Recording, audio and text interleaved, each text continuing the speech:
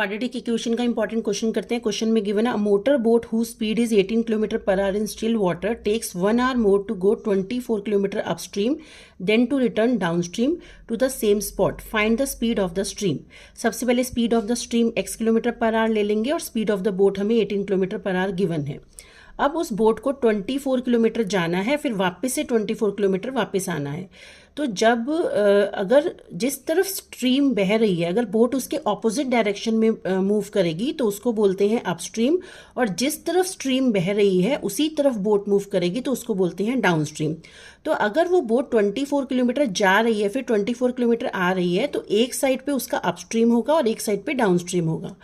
Upstream में boat को जाने में डाउनस्ट्रीम से ज़्यादा टाइम लगेगा, क्योंकि उसमें जिस तरफ स्ट्रीम बह रही है बोट को उसके ऑपोजिट डायरेक्शन में मूव करना है, तो इट मीन्स उसमें बोट को ज़्यादा टाइम लगेगा। तो सबसे पहले हम बोट का अपस्ट्रीम और डाउनस्ट्रीम में टाइम निकाल लेते हैं। जो टाइम होता है वो होता है डिस्टेंस अपॉन में स्पीड। तो सबसे पहले बोट की स्पीड निकालेंगे अपस्ट्रीम में।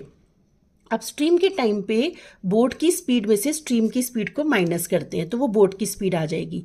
और डाउनस्ट्रीम में, डाउनस्ट्रीम मतलब जिस तरफ स्ट्रीम बह रही है उसी तरफ अगर बोट मूव कर रही है तो उसके केस में स्पीड ऑफ द बोट आएगी 18 + x। तो क्योंकि उस केस में बोट और स्ट्रीम दोनों की स्पीड को ऐड करते हैं।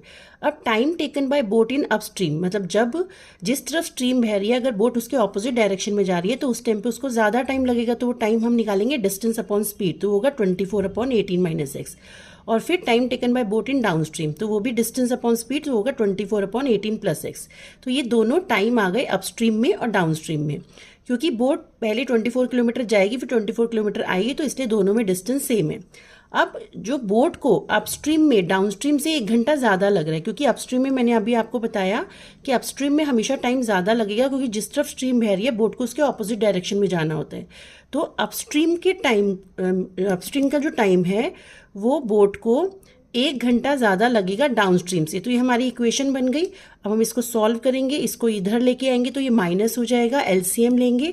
एलसीएम लेने के बाद जब हम इसको पूरा सॉल्व करेंगे तो हमारी क्वाड्रेटिक इक्वेशन बन जाएगी x² + 48x - 324।